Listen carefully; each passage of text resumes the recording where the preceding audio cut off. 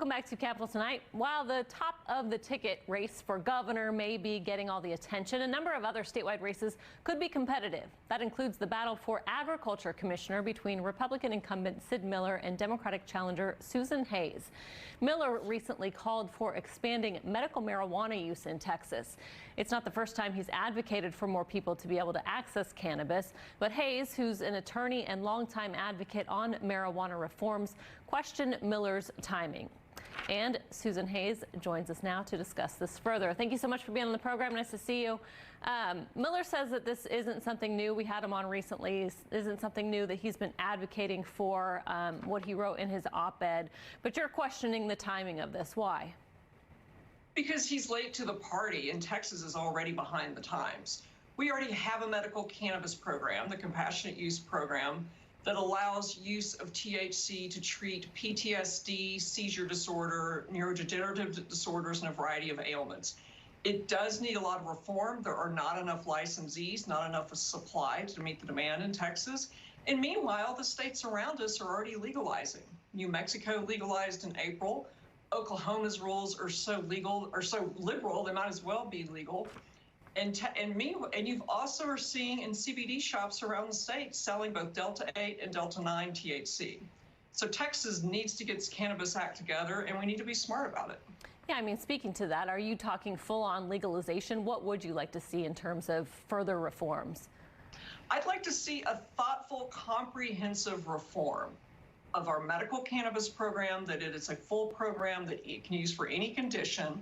And we do not have legislatures telling doctors how to practice medicine. And on my website, I have a detailed proposal. That website is hayesforag.com, HAYS4AG.com. And I would also like us to see us use this to beef up criminal justice reform. Our forensic crime labs are grossly underfunded. And it's sort of wild to me to watch Governor Abbott blow billions of dollars on his trumped up border charade and not give a few tens of millions of dollars to our forensic crime labs so that they can adequately find really dangerous drugs. Like the real danger to public health and safety in Texas are mystery substances and black market vape pens. You can put anything in a vape pen, but our crime labs don't have the wherewithal to test for that.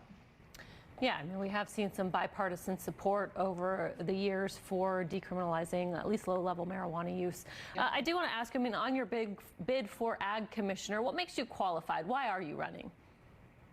What led me to running this was helping draft and pass the law that legalized hemp in Texas, which the Ag Department oversees. And I knew from having been around the Texas Capitol for a while that Miller was really thought of as a joke and not very honest or ethical, but I was pretty taken aback by how bad it really was, and I watched the facts unfold that led to his political consultant being indicted for trying to sell hemp licenses for tens of thousands of dollars when they cost $100 and they're unlimited and very simple and easy to get. And it really angered me. And I also learned that office has both a rural hospital program and rural economic development is based there. Yeah. I grew up in Brownwood, Texas. I am a product of rural Texas. I am living there now. I'm speaking to you from Alpine, Texas. And it's watching how bad Republican policies are for Texas is what motivated me. As far as my qualifications, I'm an attorney. I've been a student of government for a long time. I grew up around ranching. My husband and I are now experimenting with growing both hemp and hops in a really unique high mountain climate out here outside of Alpine. And so I understand how government can help agriculture if we have the right leadership in that office. What do you think is the biggest obstacle for Texas ranchers and farmers right now? And kind of what would you do to help them on day one? The supply lines is a lot of it. And I'll take meat packing plants as an example. The price of beef is up. Our cattle raisers aren't getting any more money for that.